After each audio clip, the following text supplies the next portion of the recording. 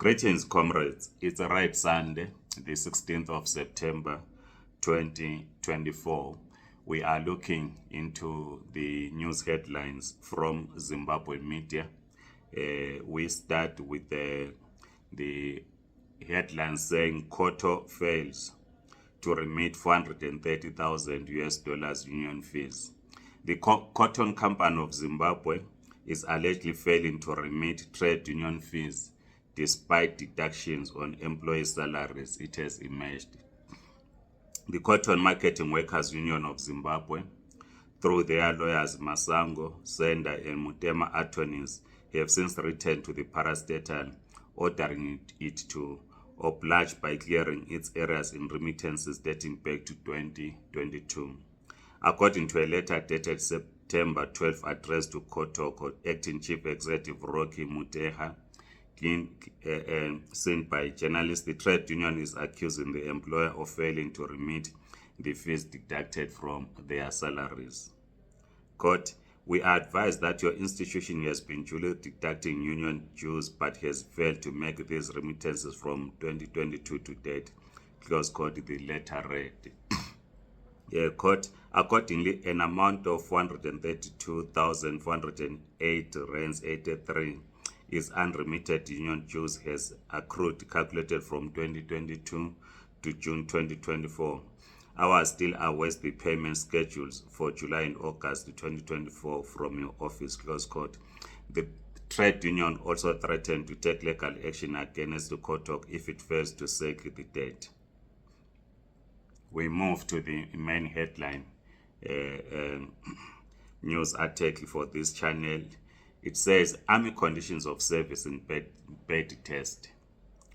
Government has admitted that the conditions of service for the uniformed forces, particularly the Zimbabwe National Army, are deplorable.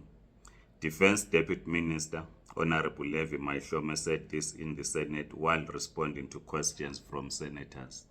Quote, yes, conditions of service for the uniformed forces, particularly the Army, are not up to the required standard, including issues of vehicles and even personal items. We know the issues of barrack equipment where they are in short supply, he said.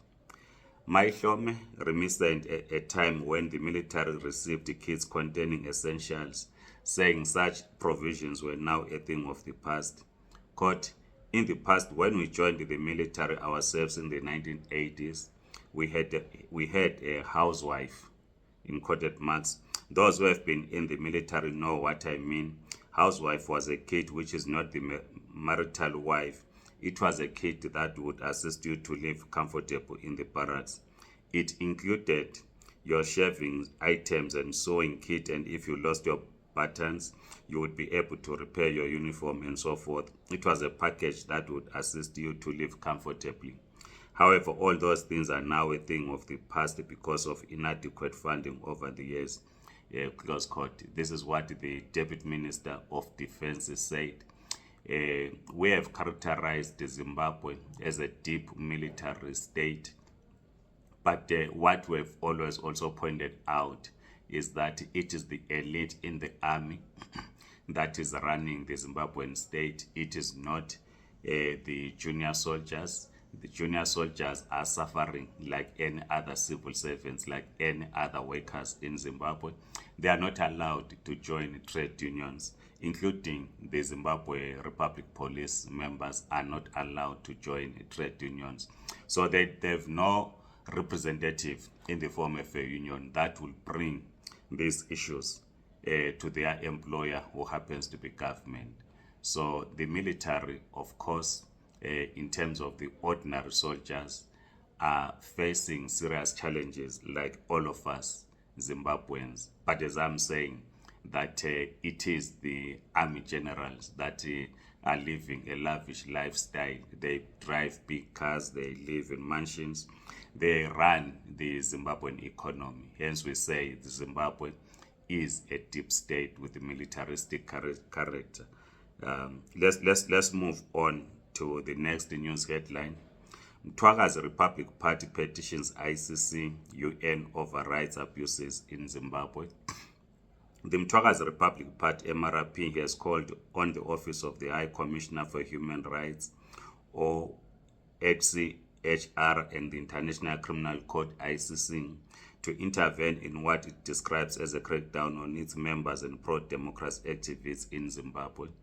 The MRP also sent petitions to several regional and international leaders and organizations, including South African President Cyril Ramaphosa, Zambian President Hakainde Hichilema, UK Prime Minister Keir Starmer, the Southern African Development Community SADC, the African Union, the African Commission of Human and People's Rights, Minority Rights Groups International Crisis Group, and Amnesty International, highlighting similar concerns.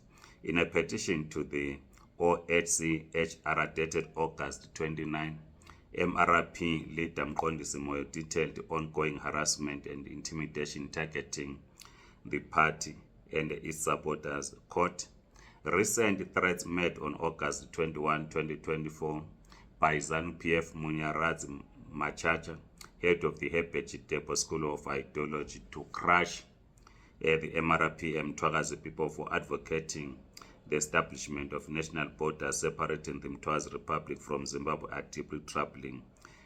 Close quote. This is what the petition says. We move to the next item. We have been discussing about the drought in Zimbabwe, that millions of people need food aid. In this news headline, it says Belarus donates food, agriculture equipment to Zimbabwe. Zimbabwe received a significant boost in humanitarian aid from Belarus on Friday to address the severe impacts of the El Nino-induced drought affecting our 9 million people in the country. The aid package included food supplies, agricultural equipment, clothing, and various supplements aimed at alleviating the suffering caused by the drought. At the handover ceremony, local government and public works minister Daniel Garwe expressed deep gratitude to Belarus for its support. He underscored the importance of the bilateral relationship between Zimbabwe and Belarus in combating the drought. What we've always raised in the past is that food distribution is distributed along party lines. Those that are perceived to be members of the opposition are always excluded, and we hope that food aid will not be distributed along party lines. Every Zimbabwean who is in need of food aid must be given food parcels without attributing their political views to say because you belong to the opposition, you are opposed to government, therefore you are not going to benefit. Government must distribute food to everyone. Our last news headline for the day: President Mnangagwa kept 6,778 at the University of Zimbabwe graduation. In a landmark event on Friday, the University of Zimbabwe celebrated its first cohort of graduates under the Innovative Education 5.0 model, with the President Emmerson Mnangagwa, the university's chancellor, presiding over the ceremony.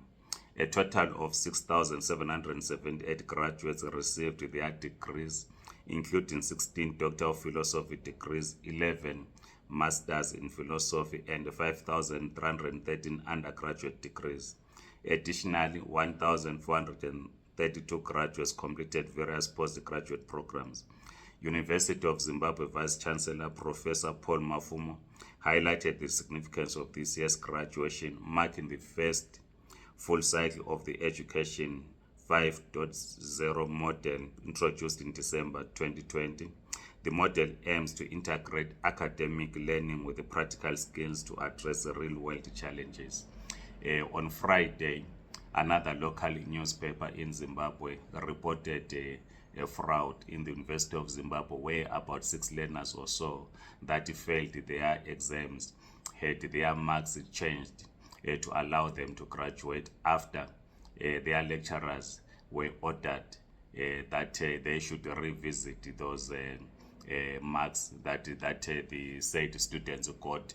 So those students graduated even though they did not deserve to graduate, because they had to rewrite their modules in order to graduate this time.